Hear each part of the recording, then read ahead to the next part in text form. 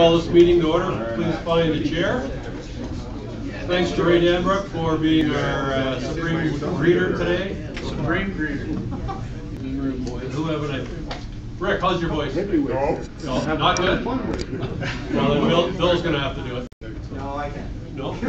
Tracy, then you're going to have to start O Canada, Tracy. There we go.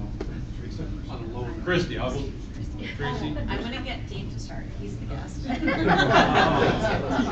Oh, Canada, our home and native land, true patriot love, in all our sons command.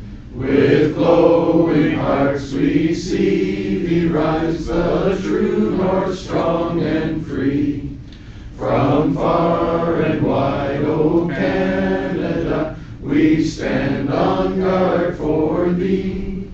God keep our land glorious and free. O Canada, we stand on guard for thee. O Canada, we stand on guard for thee. Not bad. Please grab your glass. Join me in a toast to the Queen. Please. And to Canada. And to Rotary. Please bow your heads for the invocation. As we gather here today, let us remember the veterans who have answered the call to give military service for their country and its people.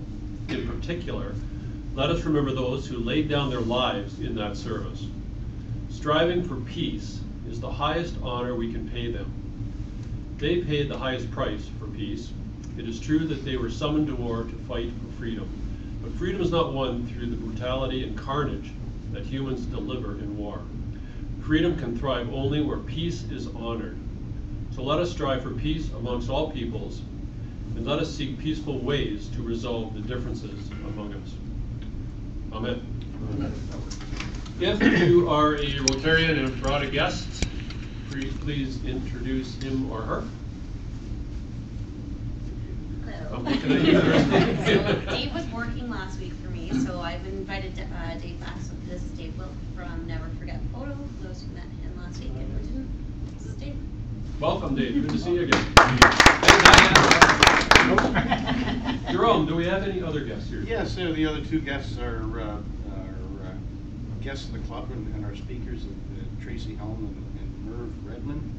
And I don't think we have to introduce Judy. No introduction needed for Judy. Now, Rotarians, please join me in welcoming our guest. And as a guest, would you please lead the group to the buffet at the back of the room? Leo will show you the way. Follow me. Leo will show you the way. It's over here. We should get a guard dog back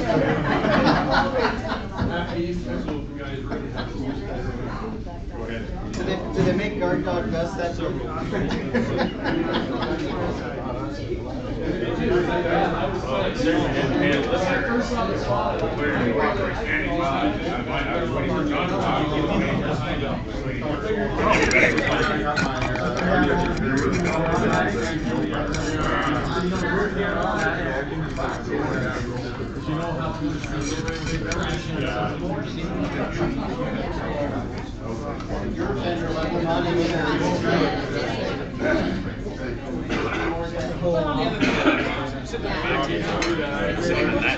Mine isn't bad or yours, but if you're sitting in Simon's Simon probably would be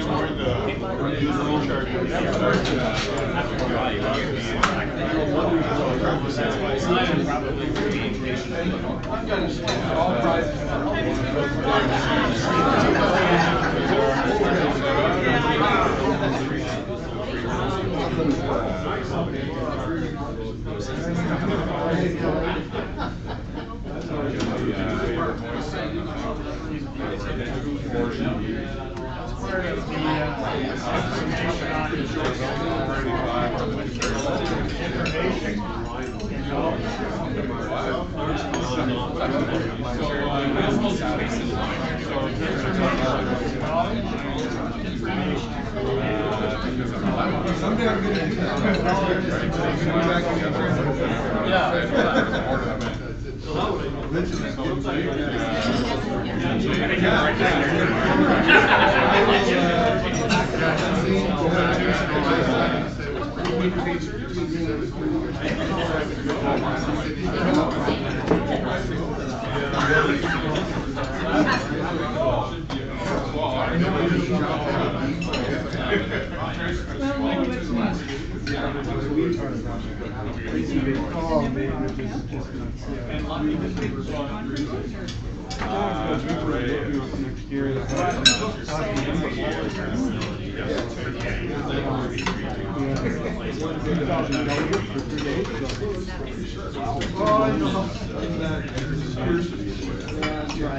do busy, lots of new parts. No, I I'll do it.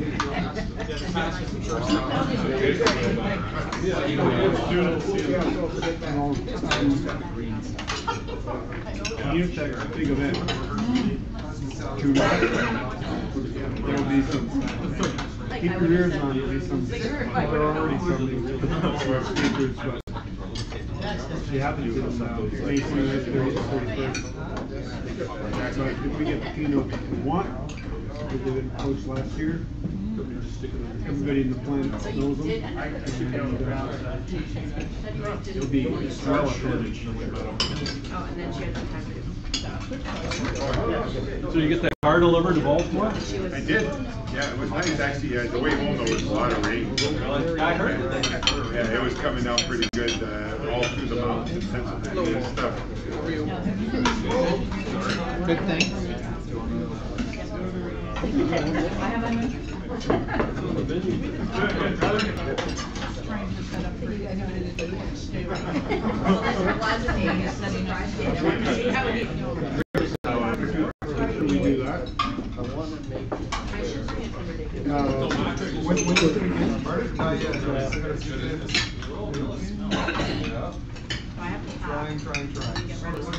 I wouldn't leave it till the last minute. That's what I was thinking, and you're talking about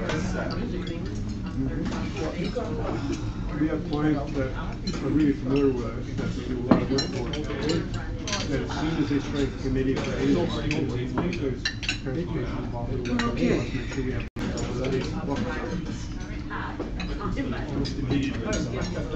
Those are the smart clients. We're not one of them. We're the other one. We're the last. Yeah, I tried to reach straight across as a whole. That's per page. Not too bad.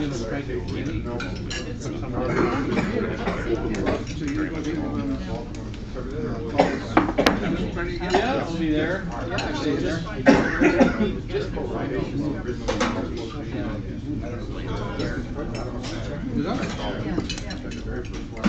think it's good. Todd, HSM president, he had Every year. he's a blandish sort of. It's made with a lot of. No, it's very nice. Very good. I wonder if you're starting to first ever. Every law firm, every accounting firm, everybody had a Christmas party. So from about November, in January, we just had this weather break out all the time. It's hard to make somebody there's just so many fewer of them.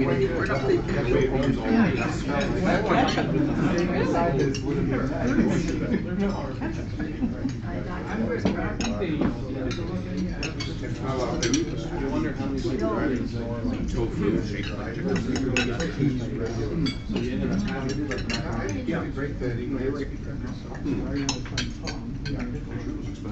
So all of a sudden, No, 1 or 2 you can actually. I think it took an hour. Oh, that's not, yeah, my fault. You're there, you know, there are people there that I know. We were just talking about June, I don't know the exact date, but June, I don't know the exact date. Nobody told me. Maybe I have to sign the check. we were just talking about President's Day, and each club is planning to do their own thing. Oh, maybe that's what I'm gonna find out. Yeah, I know Waterloo is doing something on the Monday, but we can join them, but if we want to do something separate, we could arrange our own transportation. We need to arrange transportation with Brentwood. Yes. They have to be. Oh, good. Yeah, I'm home. Really? You can't just walk down there and get it, right? We, now we're still at the big event, we're still, 1 week event before that.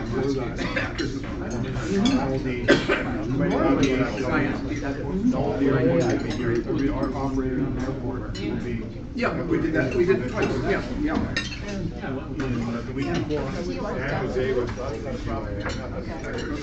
in May. I would think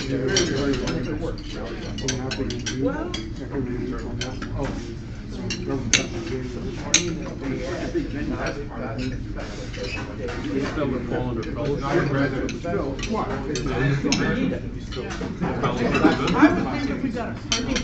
But yeah, it's not comfortable in this place. That's the mistake. Yeah, I old did. lights. I know. You knew it. I said. You're right. I won't do that. I was looking at one going, oh, boy. Remember we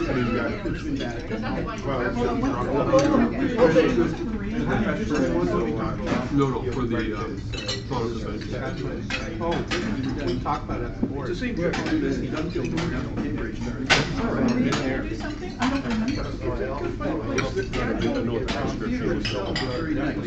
And the production, on the outside, it's very glossy and concretey and it doesn't have a friendly dog. But once you get in it, right?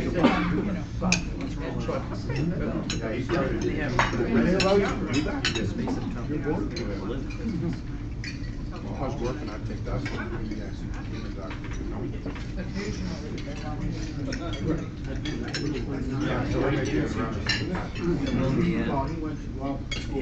Oh, yeah, yeah. Will you be, going to public portion of the campaign by then? By June? Hopefully.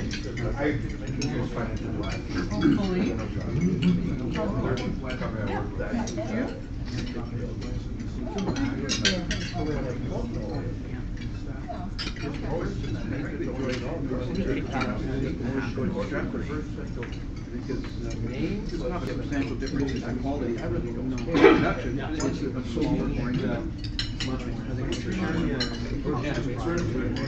I've said that if I was a little younger, I had about 2 feet for an accounting practice. Parking is great in Central. Every place has colors. No, there's a I mean, that's where I'm gonna enjoy it fully. Looking at that picture from 95. Yeah. Oh, yeah, down by the river. I think it's great. Okay, that's the sound back. You said that before. There's tons of parking. I can see parking in the back also. There's a park setting back there.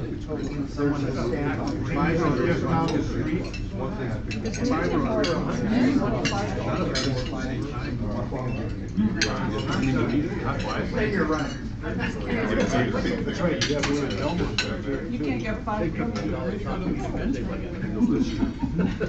Oh, yeah, he's all with you guys.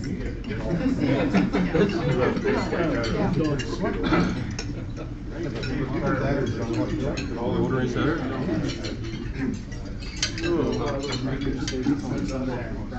The Conestoga wants to buy it at all runs. We'll just use it. They're, yeah, coming up in the spring. Building this year. down by Conestoga College, anatomy, by the old, Oh, like the junior. yeah, down that area. I think where that old, used to be an indoor fitness thing, or a soccer club or something, that's all anatomy. Oh, really? Still, yeah, you're not even, they don't even like each other at all. It was the name of the development. But that is sort of a. You're right, it's in that neighborhood.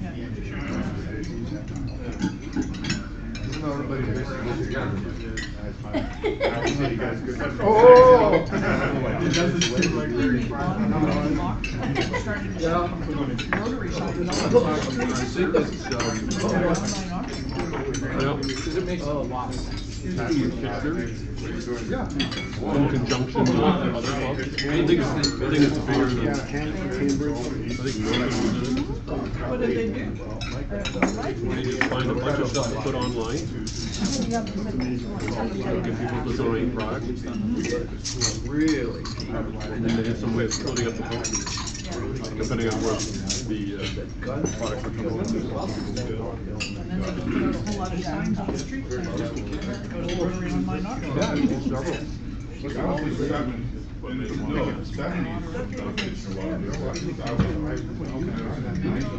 Might be a different one.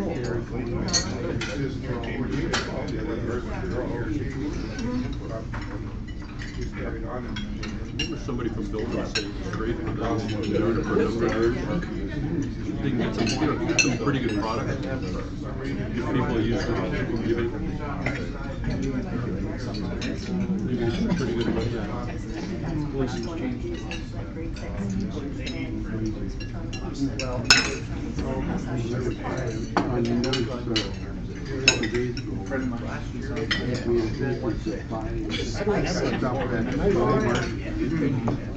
Putting it online.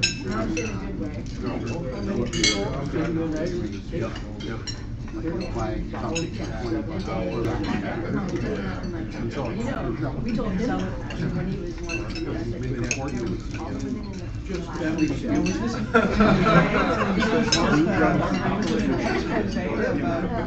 careful what you're buying online. It's a news story, but of course I guess at least in the popular imagination, that's what I'm wondering why people are not straight. You get to know everybody. Well, people buy iPhones or toys and put it on for $15.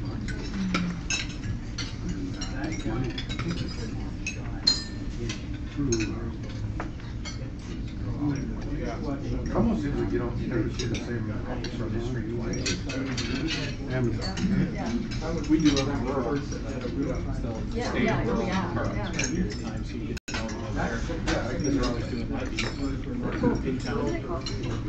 Because they do roving now too, because he was saying he's technically in South Kitchen. And that's coming out easier. I haven't watched it. Part of his shift, he goes in for that, and that's the first half. Yeah. He's really all over the city.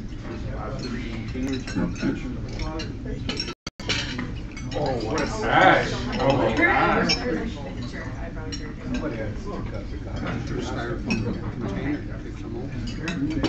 Measure efficiency and productivity for police. I mean, the guy in the cruiser, it's pretty easy just to come back to work and just sit there for a shave. Not a lot of that. Oh, yeah. No, I would imagine that there's an easy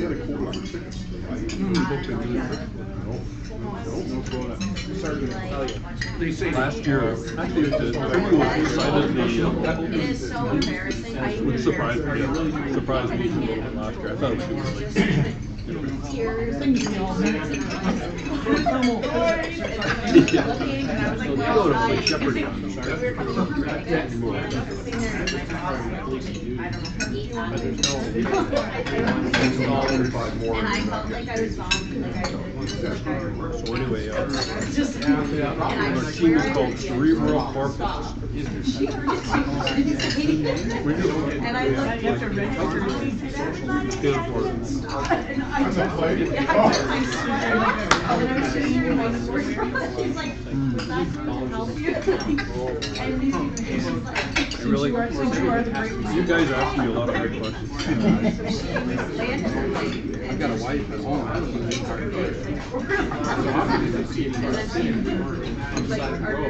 I just need 7 or 7 Just the slower going. I'm good at some things. That was last week, like that was Not smart strict. my best friend Krista. Only thing is I'm also, well, I'm also not very So that in 100 days. last year and Did we, were we that bad? I think we're third last, so I think we got a good last. By like 45 and up I think so. But there were a lot of tables in that room. 3 years ago. Yeah. Last year? Where did you were? Not you. I wasn't. Oh, you weren't there. Time crunch. I would give a little bit of knowledge. There's already 6 calls a week. I was thinking about you the other day.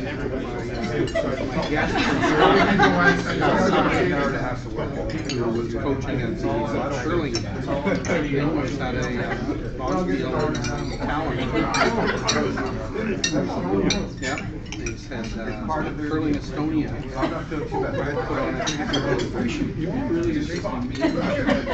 Well, they curled out there. And also, I enjoy when my son is and I'm like,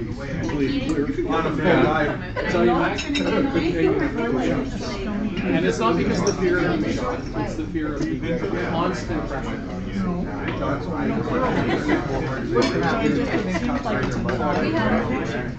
When I was in the team,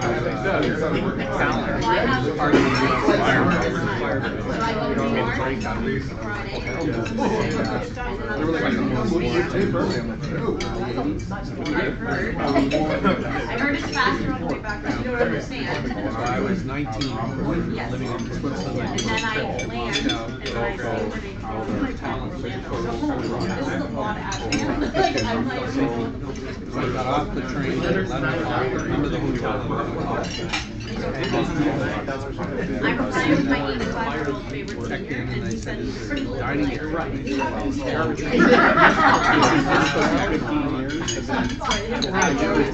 Whole place together for you. One is at the back. He said it doesn't, so that would be the, just like the test. You're showing your age. And in the USSR, this was a Helsinki influence more than but sitting in the back,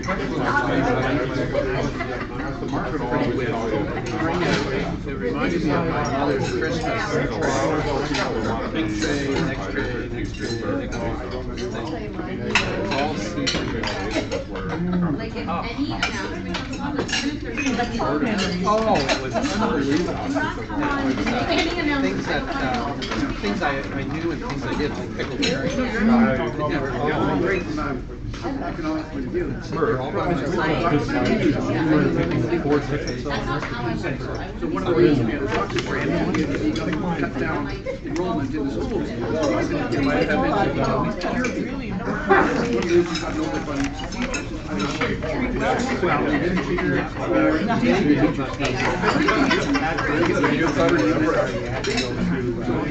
every school has a strategy.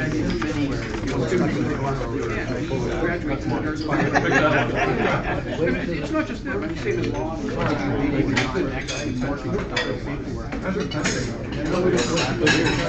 They would keep you a number of days, adding on your hotel bill, adding on to your as much money. And I'm 19 years old. So we have no idea how many every morning I meet with the office. I always say, well, we don't track that. Dad's an editor at the London Free Press, and I'm not going to be there. He's going to write an editorial about Get that rabble rouser out of here. I have no problem. Yes. Part-time before they get a. I have no problem taking the bus home. How's your coffee, Murph? My job. That's not fair. My boss. Sure, buying level. I know. I look at it. She's great. Get you written up in the society. Get them in And Bob keeps it forward. Well, I Now that you stop drinking in the morning. Yeah. I would have expected it to get worse, What more was there in there, Bob? Judy would like some too. You're just out of town here. We're gonna run out of coffee. I said, are you sure? Whatever you do here is what you want. Get out of my office.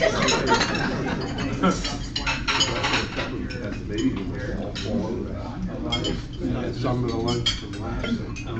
We made the mistake for a night. So I convinced her to do it.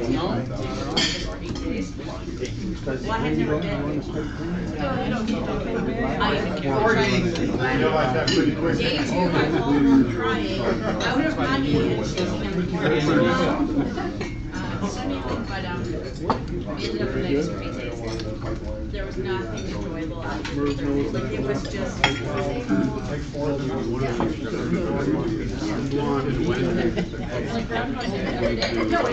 I wish you were sweet and blonde. That describes my wife. Tracy, you could give me the updated plans. We're sure one with Well, several of them had a family thing with the building, which I think was Wrestling in the corner. Family rooms. Tracy and one assistant with very humble, which is he's also involved. Hey, we need people to expand. You were the church.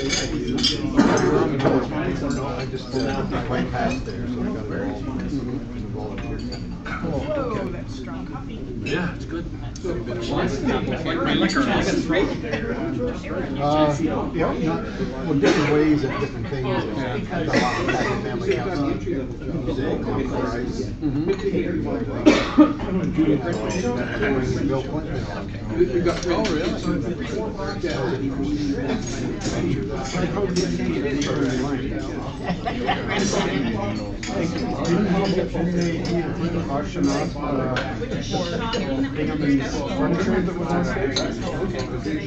Well, that was sweet. That was from fruit. Oh, was that? So already. Donated that. Well, I Little took the footstool. We've got a fairly full slate today, so I'm going to continue on with the club business, starting with birthdays. I think there's a member who has a birthday today, sitting at that table at the back there. The drinkers. The checkered shirt on. With his back to it? Am I right? Somebody in denial? Yeah. Mark Engel, November the 8th. Hey, stand up. Give him the bumps. And Brad Swanson, November the 9th. So they were probably in the hospital at the same time. Wedding anniversaries, John and Maria. John, did you remember? That's on the 11th, Saturday? Remembrance Day. I remember, that's right. Yeah, good planning to have it on Remembrance Day. And club anniversaries, Mr. Doug Fisher. Oh, okay. Do you know, remember how many years, Doug? 72. I would think 16. You're a little high. We've got 14 in the records. So Okay, that's fine. you're younger than you thought. I would think 14. You got it. There you go. Just a reminder about Christmas dinner. You can mark your calendars, December the 13th at Westmount. Jack's going to send out an e-invitation at some point, and so mark that. We'd like to get full attendance. It's a great night, and bring your better halves, and we always have a good time at that. So if you can mark December the 13th. that's the big day. So another thing to mark on your calendar is for down the road, but RI President, the RI President this year is very big on the environment, and he wants all Rotarians to plant trees. And we're going to be doing it here in our district, April 21st and 22nd. So just keep that in mind. Once spring comes around, there's going to be a massive Rotary tree planting. Where? We haven't got the details. We still have to work it out. We have to talk to GRCA, and I think they supply the trees and find the site. So April 21st and 22nd. New hospital. Doug Fisher, I think he had something he wanted to tell us. I do. It was a secret. He wouldn't tell me what it was. Well, Not a joke. as we are all aware, there are no major manufacturers of major appliances in Canada, period. The Chinese government have just put on 30% surcharge on any fridges, stoves, dehumidifiers, air conditioners, effective November the 1st, which a lot of people didn't know about. I don't know what Korea is going to do because they have Samsung and LG in Korea, which this is not going to touch. But those prices, if you're going to buy a fridge or a stove and you're thinking about it, we're going to get a hike of $100 to $150 or more. And I just thought you should be aware of that because it's going to happen. Anything on the water now, they're charging the 30%. Even on the water. So I just thought I would mention that. Oh, that hurts. Thanks, Doug. I don't know if you folks noticed, but Simon Adler brought this in. He was over in Israel, and he brought back the banner from Jerusalem. So I was following it on Facebook, Simon, and this is very cool. So we're going to add that to. I don't know where the rest of them are. We're going to add it to our board. First of all, you get a choice. Vegetarian, chicken. Yeah, I was kind of following Simon on Facebook. It sounded like quite an interesting trip. Oh, yeah, it was great. Let's go there for now. Maybe we'll get you to do a presentation on it later in the year. Sure, anytime. That'd be great. No, it's very small. Where's Mac? Oh, Mac, yeah, Mac wanted to say something. Everybody, for those who didn't remember, who maybe you do, this Saturday is my KW Trivia Challenge here, put on by the Knights of Columbus on behalf of Merrillac Place. It's going to be here at the hotel Saturday night, 7:30 till about 10:30, 11. Teams of 8 sitting at tables just like this are going to compete against one another to answer 75 trivia questions that have been chosen at random. We've got door prizes, we've got grand prizes, we've got raffle prizes, silent auction items.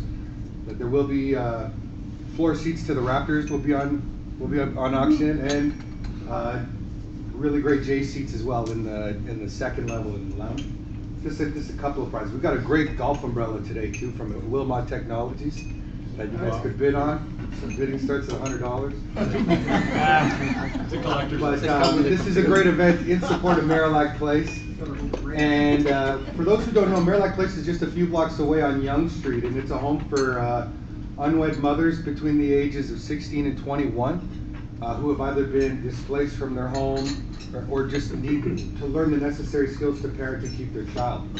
Now, it just so happens that your help is needed more than ever, as just late last week, the house on Yonge Street experienced a second floor flood, and all 3 floors of the property are damaged, and they've had to actually remove all of the mothers and their children out of the building and put them into separate facilities until they get the place fixed up, which obviously will be covered by insurance, but there's so many unforeseen costs, including renting other places for these ladies to live.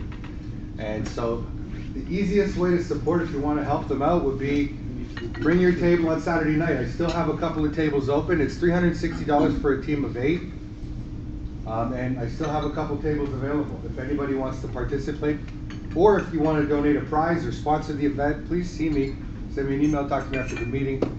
And Ed would have had you on his team, but I think he's full now. We're full now. We've got some trivia experts on our team. So part of the fun of the event is all the teams come up with great names. Ed has come up with Cerebral Corflex. Is that the name? of our team. That's the extent of my creativity right there. That's right. So please see me after the meeting if you're interested. Thank you, Ed. Thanks, Matt. Great cause. Great cause. Miralac is a great charity in our community, and it's great that you're helping with this event. Next week, Dawn Leslie is going to be here, telling us, speaking to us about retirement living options. We seem to have a theme here, which is appropriate for myself and other members. Think ahead.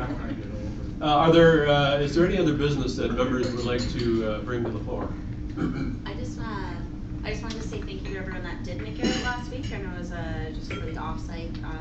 My seniors loved it. They thought that everyone was coming to look at the building to move in, so they had a lot of really great fun.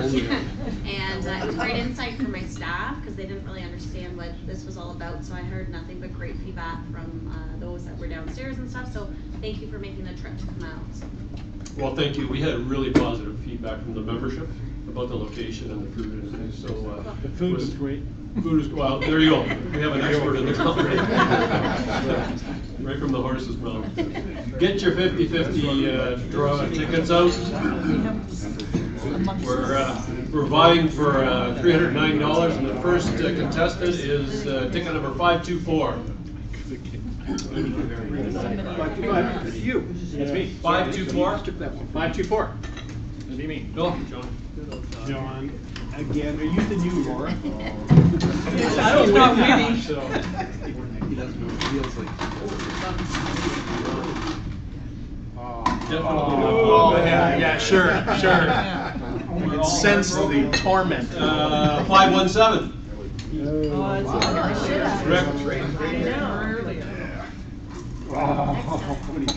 One off. These are numbers Yeah, running in the wrong direction. My luck's not that good. That's Still my not luck's high not that good. That's the first one I did. There we go. Oh. Nothing for your retirement there. No, you could use that. You put it in an annuity. Not too late. 500. Oh, yes. One of our hardworking sergeants. There. It already told me nobody was going to win, so I'm sure. Yeah, I took the black marble out there. Now, what did you say to people? Oh, you got it. Does that look black? That's very black. Oh. Well done. John, you want to get a picture of that? Yeah, I sure do. He's rich. Oh, marble's gone. Where You have to draw it again. Can you put it back? Oh, you don't get the money? Where are you taking us? Just grab a marble and make it look like it's black.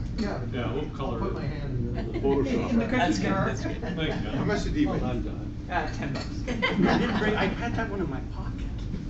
What was it? What was the winning, or how much was it? 309 pesos. $309.50. And if you have ticket number 518, you get one of Dave Barth's books. 518. Going once. You didn't write it. I've already had the book. Okay, if you've got ticket number 510, if you win this. I must be here next week. Oh, there you go. Late night reading. Perfect. Corporate. Actually, it's good. David wrote it. As you've heard, we've got Tracy and Merv here from Hospice today, and I think Kathy, you're on deck to introduce these folks. Oh, wait a minute. Before you come up, Kathy, stop right there. Rotary trivia. You guys don't like wine? Where's the international conference? No. What was the very first Rotary motto? It was established in 1911. It's very similar to service above self, but it's not In service of others. close. Self above service now? Nobody knows this. Do it to them before they do I'm it. sure that's pretty close, right? But you're not getting the wine. I'm going to keep the wine this week. He profits most who serves best. That was the motto. I like the new one. So 1911. So I keep the wine this week, guys, and I'll maybe double the pot next week. So Kathy, would you please now introduce our speaker? It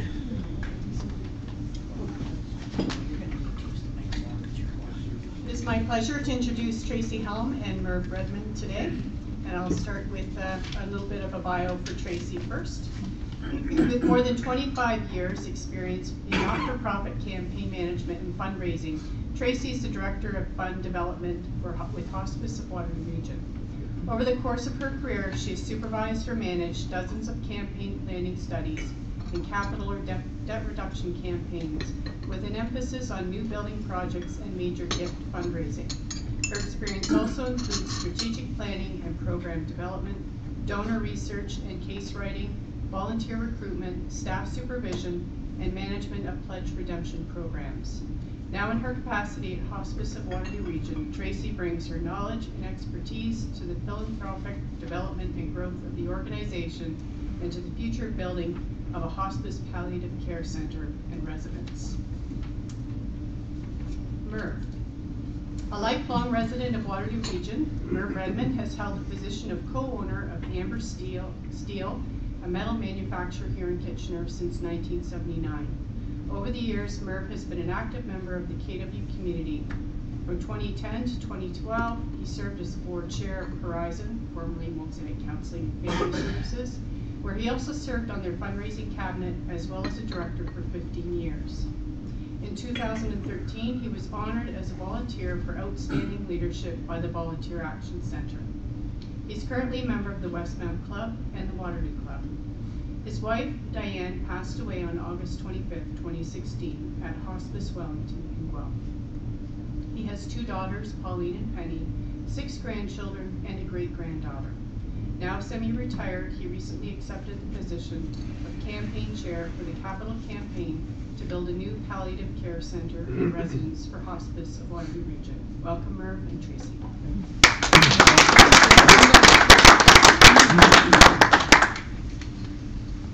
I want to meet that guy. How do we want to do this? I can do the first part, probably. Yeah, yeah, we can almost try each other. Does that works? Yeah.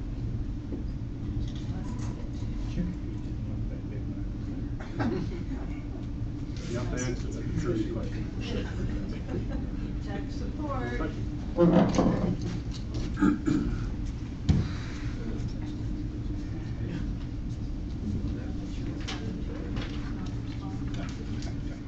Everybody's in the dark.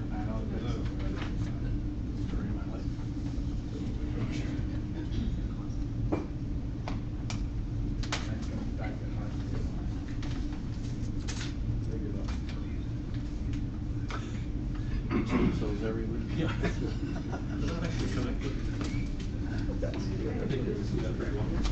Thanks, tech support. Hey, no problem. Good job.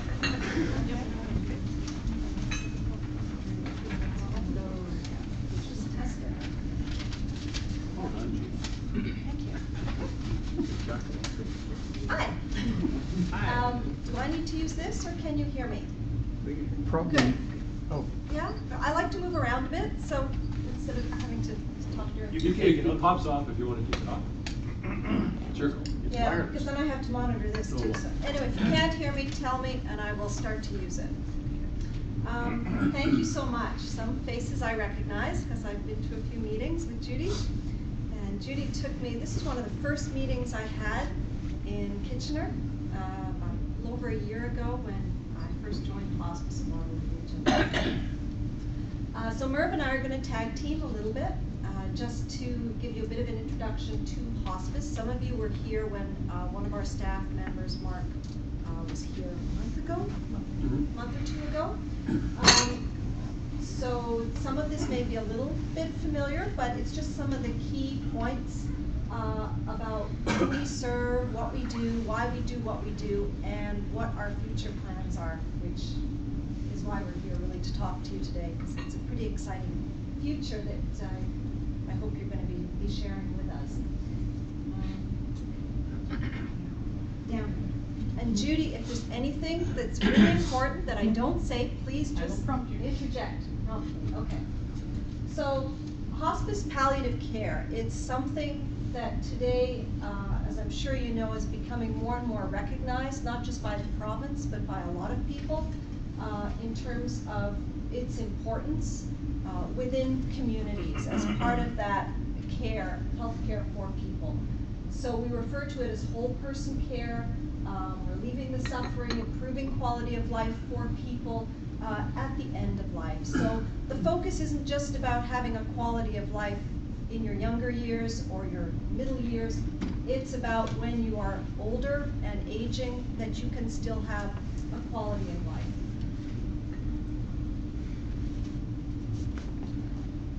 We've been around since 1993, and many people think we have beds, but we don't. We are a community outreach hospice. So all our services are out in the community as well as in our facility on Lawrence Avenue, but we don't have beds. So a lot of our focus is helping people within the community before they ever get to the point of needing to go into a residence. We have a professional staff now of 25, which has grown significantly, and a volunteer team of 230. We keep them very busy. They go into people's homes, they drive people to medical appointments, they help with our day programming, even in the administrative part of our office they come in and help. So they're a wealth, such a resource for us because they do so much. Who do we serve at the moment? So we serve individuals who have a life-limiting illness. Their family members who are caring. The caregivers are a huge component of who we help, as well as the healthcare professionals and people in the community who we educate about hospice. Last year we served over 1,200 individuals, 11,000 hours of service, and that was with the help of 230 trained volunteers. So you see, we help people optimize their quality of life, stay in their homes longer, which is really important. People do not want to go to hospital. If you ask them, they'll say, I want to be at home, where I'm most comfortable, where I have my family, my pets, everything I know. So that's really the goal, is helping people stay in their homes as long as possible. Now this is Judy's favorite chart. There's a reason why, because it explains why our services are so important. Because if you look at the projected, well, it's no surprise to know that the projected number of deaths is going to increase. It's very small letters, but it's going to increase by 20% in 10 years and by 65% in 25 years. That runs up through till 2036, and you see where we are at the moment. So the need for our services is certainly not going to decrease. It's only going to increase. Can I go from here? So in our community, as per provincial standards, we have 16 residential hospice beds. We are currently short 20, and earlier was mentioned in the bio that my wife passed last summer, and when given the opportunity to pick where we were going, I obviously, not knowing anything about hospice and the need in the facilities, I ticked Lessard on the sheet that I was given, and I ticked Innisfree because my sister volunteers there, so that's all that I had known at that point. I went to see Judy just to get some info on in-home care, and as we discussed it and got into different parts, it seemed better for my wife Diane to be in a residence. Judy said, did you tick the box for Guelph or Hospice Wellington? I said no, and she said tick that one. And 2 o'clock in the afternoon, I filled the forms out and gave it to the staff at the hospital, and 5 o'clock that same afternoon, a bed became available in Guelph, and we were over there in a matter of minutes. It turned out to be a bit of a blessing. My wife was in the room for maybe 5 minutes, and she looked at me and said, we should have done this weeks ago. She was in the hospital. I'd be there about 8 o'clock in the morning. We'd have breakfast together and we'd spend the day. And but 8 o'clock, 9 o'clock at night, it was time. The staff kicked me out and said, go and get some sleep. But that was her. I do this every time, so bear with me. That was her toughest time. When we got there, I moved in, we brought the dog, and we stayed there for 3 weeks. It was funny, the first First day there, we were getting Diane organized. I never thought anything about the dog. And all of a sudden looked around and said, where the hell is she? And she ended up being down the hall in the furthest room in the far corner. A woman was in the bed, the family was all there. They picked Georgie up, put her on the bed, and the woman had a dog at home as a pet. And she was up in the bed and petting, the woman was petting her and a bit of a smile on her face. So we made an impact right off the bat. But we had to go to Guelph to get help, and we had to go to Guelph to get a spot for her. Then they had 2-3 beds a day empty and available. A year and a half later, they're plugged up and backed up too. So the idea that we're short 20 beds now, that number's going to grow. In the next 15 years, Waterloo region will grow by an additional 209,000 people for an average growth rate of approximately 42% from today. Problem's going to compound. The boomer generation is rapidly aging. In Waterloo region, there will be 25,613 people over the age of 85 by 2036. Now, most of us here are going to live a lot longer than everybody, but I think we'll be 120, 130. We won't really need hospice.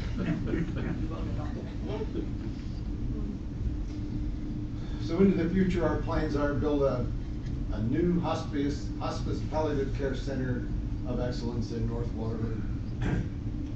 The Hospice of Waterloo Region strategic plan is designed to address this growing need. Our first step has been the purchase of 5 acres of land to build a 25,000 square foot hospice palliative care center and 10-bed residential hospice in North Waterloo. Our center will provide end-of-life care in a home-like atmosphere and will also allow us to continue to grow our current support services in a state-of-the-art facility. Our map's not really clear. We have to work on the map. Every time we try and make it clearer, so, but, do you want to describe this? Yep. Well, Okay. So, University Avenue, if you're in Waterloo coming off the expressway, getting onto University Ave, heading towards Rim Park. Rim Park's on the right-hand side of the road if you were to look to your right, but if you immediately look left, will be the spot where 5 acres is. The entrance will come in off a side street, not directly off University Ave. Or if you know where there's a Mennonite retirement home right on University Ave. Parkwood. Right next to it's a little pond. The 5 acre site looks over that pond. It's going to be a fantastic view. If you're in the units and looking out that way, you'd swear you're in the Muskokers with the setting and the view of what's there. And Peace Park, the Rotary. oh, yes, wait, oh, it's faded. Rotary International Peace Park is right there. You have to put that bold. Well done. I told you Judy had to speak out, yeah. And this is, in case I don't know, this is Country Squire Lane, if you're familiar with it. And there's walking trails all around. It's a wonderful spot. That's the 5 acre site. It'll be at the end of a short street, It'll turn around. There's Bill's working on some things to alter that a little bit. The site set up with the building on one side. There's room for expansion with another potential building in the top corner. The residence is the darker brown at the back. There's five rooms either side. And to the right is that little blue, it's almost bluish, that's that pond. So looking at a fantastic situation. And like Judy wanted, lots of parking. Lots. Not enough yet, but yeah. There's actually 3 main entrances into the facility. So you come through here, main parking is here. This is the main palliative care center. Everything we do at Lawrence Avenue now will move into this area. So this is the main entrance here. Then ambulances and families will arrive at the residence through this south main entrance. Service vehicles and ambulances can leave through here. Service entrance right here, which goes underneath and into a basement. And then a third main entrance right in here for families and visitors.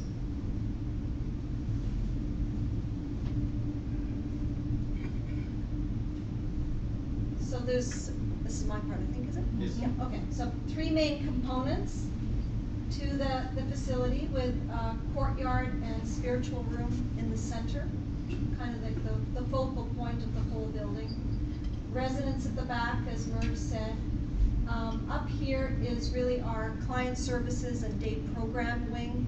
It's also where we'll have our medical center we'll move to with our palliative care doctors, which we currently have in our facility, but it will be bigger. Client programming, day programming here, all sorts of counseling and bereavement offices, and then the main administrative and also education wing here too.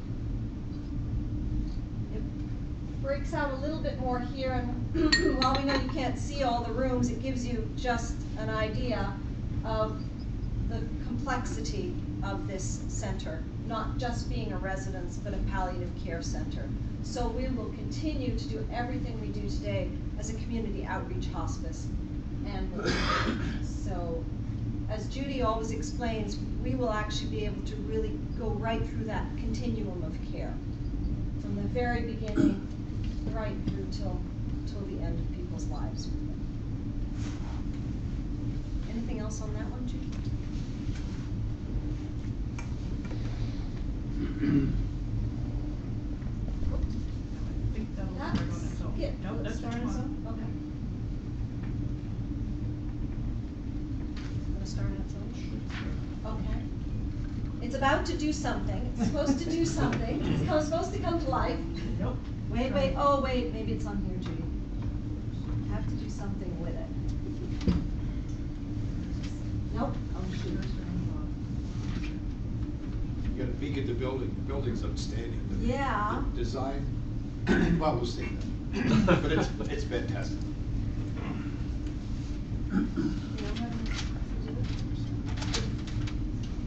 been fortunate enough to be involved a little bit with the building committee, and it's exciting to see the enthusiasm of the architect and what he's doing and how he's getting involved. It's spectacular. He's taken the actual 5-acre site is where the original farmhouse was, and the barns and the outbuildings, and he's converted that in his thinking into the architecture and the design of the buildings themselves, and it's going to be fantastic. Just unbelievable. Yes. Well done. Thank you.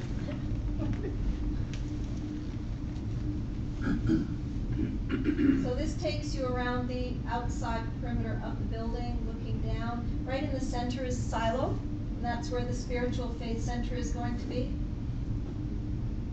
With all the gardens around, the residents here, as you saw earlier, that one of those main entrances in here, the south one for the clients. Around here. This will be where the family dining room is. Service entrance under here. Other side of the residence with more bedrooms there. And that north entrance for families and visitors. And the day program wing here. Medical center will be in here. Okay, what did you say, Judith? You can just advance it. Okay.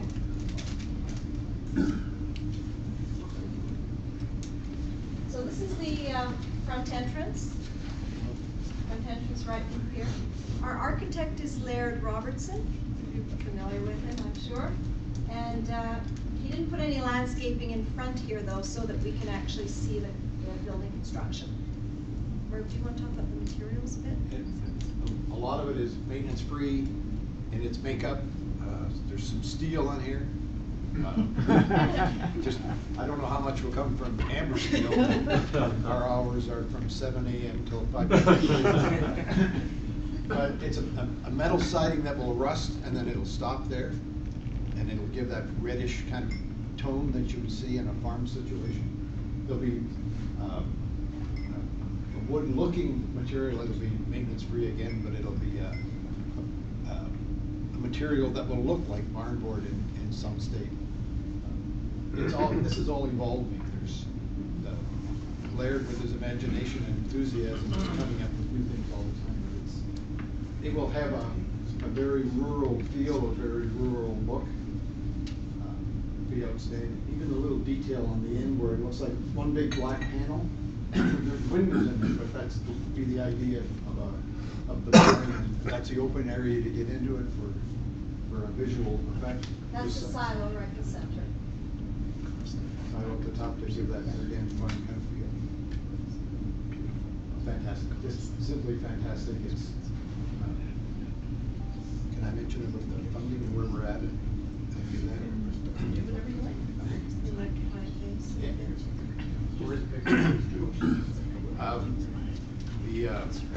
The campaign will be successful. We have a number of people involved and a lot of enthusiasm in the city. Everybody that I talk to gets excited and wants to be part of it. It's an opportunity to fill a need, to help a family, and unfortunately we all, not all of us, but a lot of us are going to have that need or know people that are going to have that need going forward. It's something we need your help on, something that we'd like you to be part of.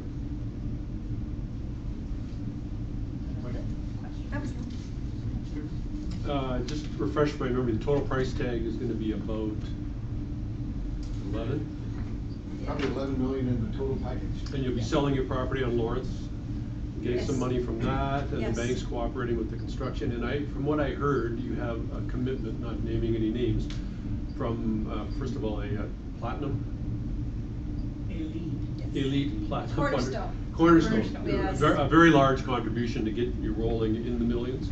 Yes, we can tell you that we did receive our Cornerstone gift, but keep it quiet. It's not public. This is not a public campaign yet. The quiet phase is so important, and that's going to take us right through into the spring. So you may remember I did a campaign planning study and saw 130 people from within the community, face to face. All those people, many of them, 116 of them, indicated they would support the campaign financially. So that's what Merv and I and a small team and Judy and our board members are busy doing. We're going back to those people and visiting them. That's our quiet phase, so that we're going to, along with the Cornerstone gift that we received, get that foundation and be on a really solid footing before we ever go public. So. It's a big amount of money, but it will be a successful campaign.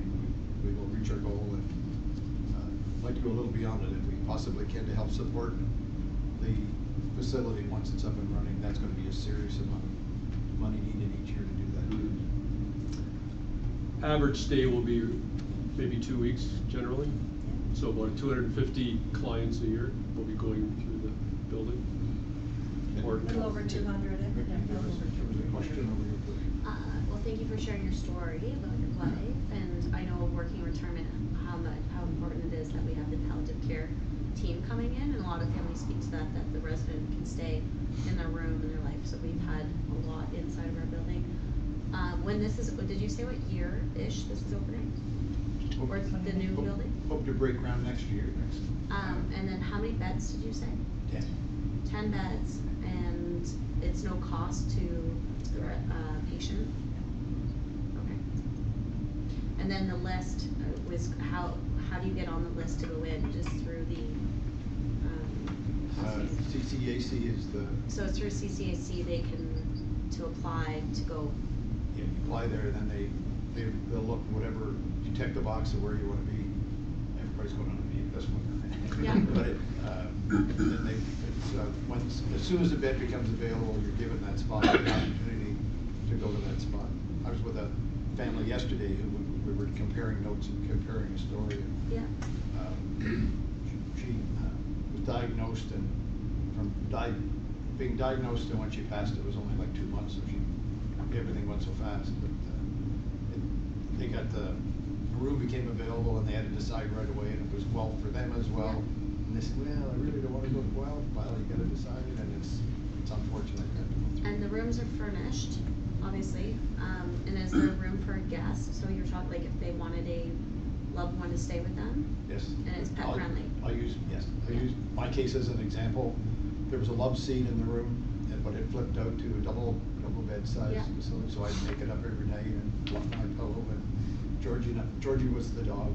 Yeah. And we'd stay for the night, and then we'd make take it all, tear it all down, put it back in the cupboard, and it would look like just a regular one. And then just meals and like whatever light activities or whatnot that's there for them for those 2-3 weeks. Yeah, there's very little, like, everybody that's in the room is pretty well in the room. They're not. But they don't have like any visitors or anything. Well, there are family rooms where other family members can go for discussions of privacy, because you don't always necessarily want to be in the room, or you need to give the person rest. Or and then there's also, we have in the plans for a children and teen room. So video games, you know, because the kids need a break, and they usually like to have their own spot to go to where they can be more of themselves and feel a little more comfortable. So that's really important. I'll give you an example of the room next door to where my wife was a fellow that had bone cancer.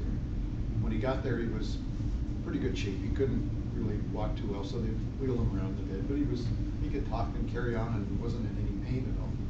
But his cancer was working like a honeycomb kind of thing, where his bones would eventually just collapse, and then he'd be a little ball of fluff on the floor. His stay was about 3 months. So he knew what was happening, he knew what was coming, and that for him and his family, that was the best situation for them. Hospice Wellington, as an example, their average stay now is very close to somebody in and out every day. So it's over 300 people passing the facility. My question, I think, might be best addressed by Judy. I'm not sure, but I imagine with the growth in this build that operationally you're growing as well.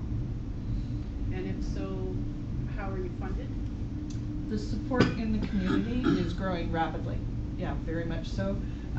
We are currently funded through the LIN, through the Ministry of Health, for the community work that we do at about 60% of our total cost.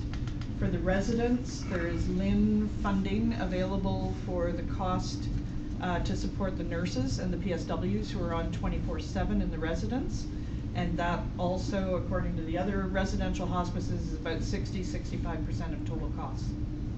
And then everything else we do is with the community, fundraising and. I'll go back to Guelph as having stayed there and having been in that environment. You want to help them as much as you can. And there will be here, the families of those that are being looked after will want and will contribute in a significant way to the operations of the facility. But it's, you can't bank on it at this point in time, but it happened. It's there. As part of your fundraising campaign, is it your plan to sell naming rights to different parts of the room or the building? Yes. We have naming opportunities already available, and those are very, very important. Yes. I have a list here today. Okay, thank you very much, folks. We have a motion that we're going to discuss as part of the club, so we'll ask you if you could just give us. Get the hell out. Yeah. Before we do that. Yeah. Oh, Ray's going to actually a formal thing.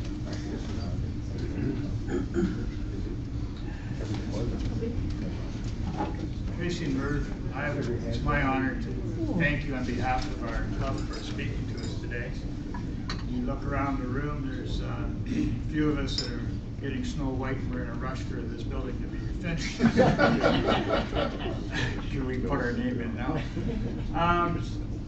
I had a brother-in-law that passed in a hospice in Barrie, and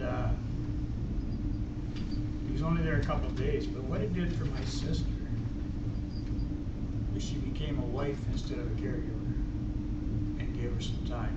And our family was very, very thankful, and I'm sure that this project will make others that same way. On behalf of, or for you speaking to us today, we have donated money through Operation Eyesight to a lady, a 65-year-old lady in Kenya, to have her eyesight repaired. So I'll give this to you folks, and you can put it in your office somewhere, I hope. Thank you very much for.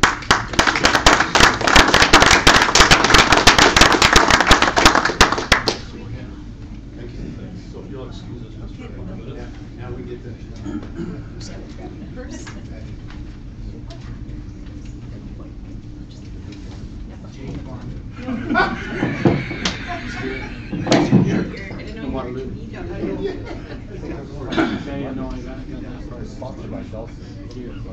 So clearly, I think most of you know Hospice has come to us for some assistance with this project. It's a very large project. They've made a request, and it's gone through our donations committee, now called our grants committee, and the grants committee has made a recommendation to the board of directors unanimously, supported by the grants committee. And the board of directors has, at their level, supported the project unanimously, and supported the request unanimously. The request is for $100,000.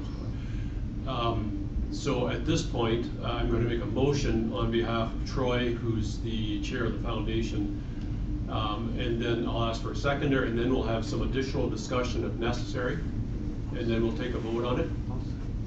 Okay, so on behalf of Troy Stubing, chair of the Kitchener-Westmount Rotary Club Charitable Foundation, I would like to make the following motion. The Kitchener-Westmount Rotary Club Charitable Foundation make a $100,000 grant to Hospice of Waterloo Region in support of their Waterloo building project to be paid over a maximum of 4 years. Seconder for Ray. Is there any discussion at this point? Yes. Just a quick question. So this would be a new fundraising that we would do, or reallocation of existing funds? Both. Okay. So we've committed to pay the amount over 4 years. There's a separate recommendation from the donations committee that has to go before the board at our next meeting, and it's going to deal with the amount for this year. So I don't want to get ahead of myself, but what we're planning to do is use some of the fundraising we already have in place that we've raised as of June 30th last year, use a portion of that money, and then pay the remainder of the $100,000 either over 3 years, or if we can afford it, over 2 years. So the plan, I hope, is to make a little bit bigger contribution of the $100,000 this year, and then 2 or 3 smaller contributions over the next 2 or 3 years. But that has to go to the board and be approved at that level first before I can bring it to the membership.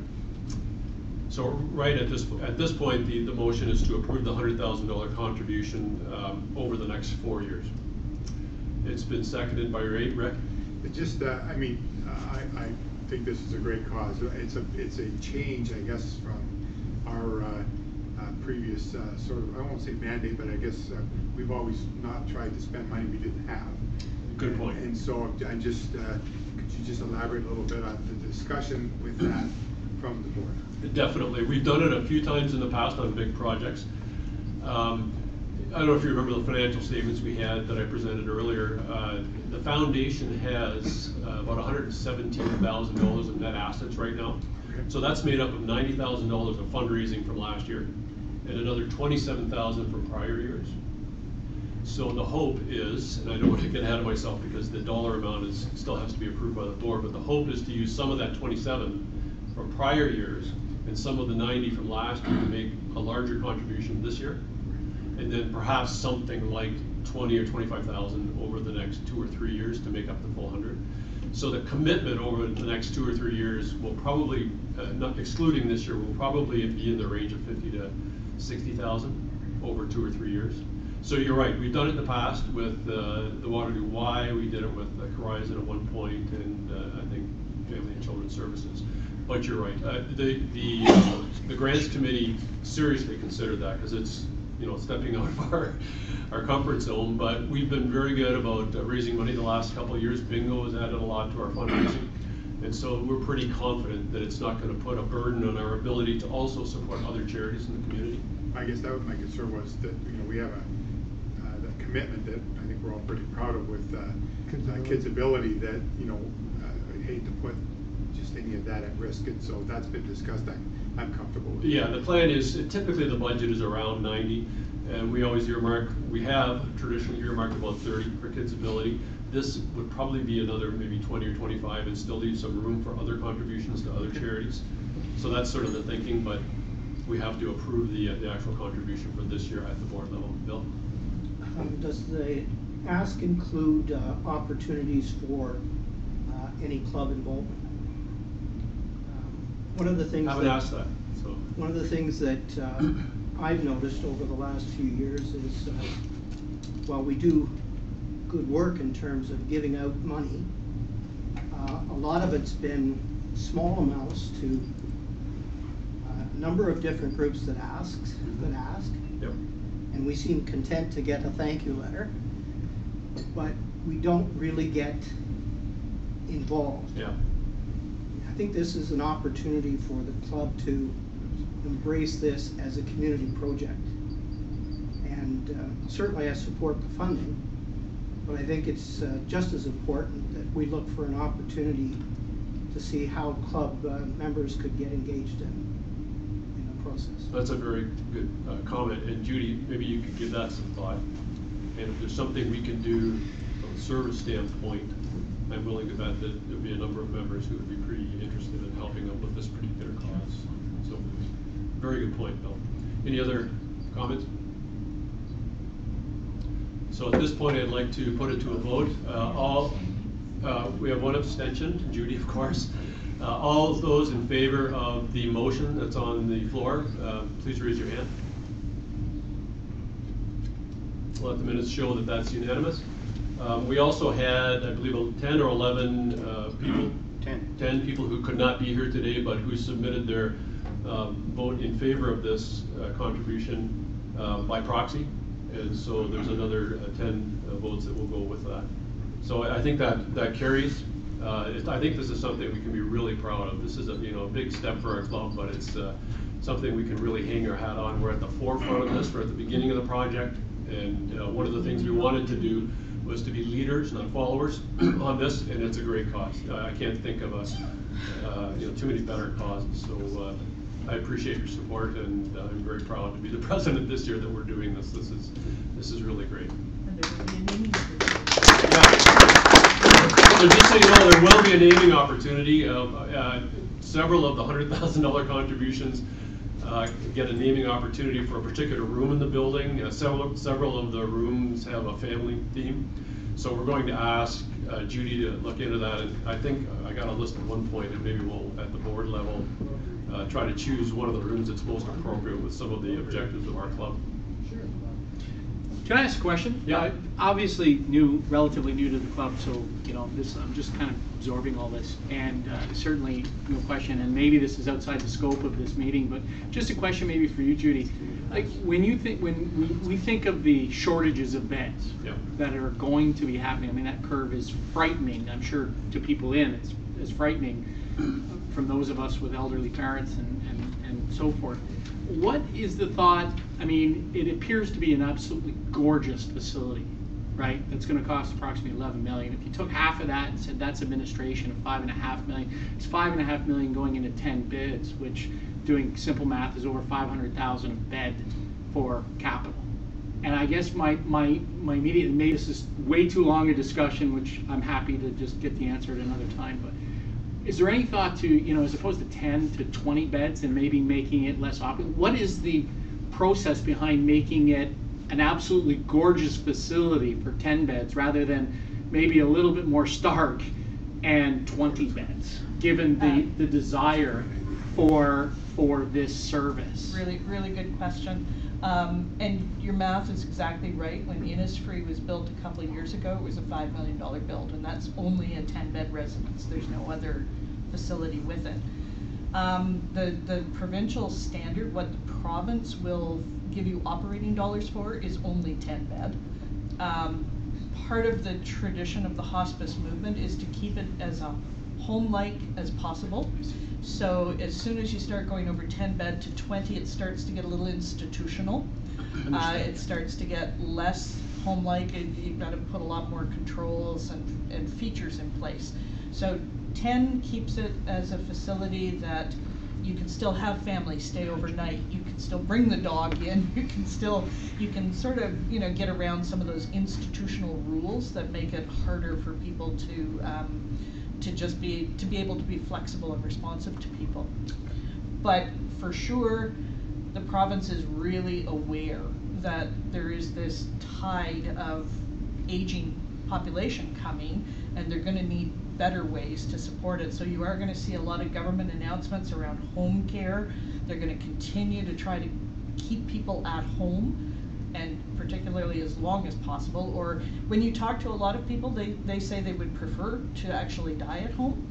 It's not often as easy to do that as they'd like.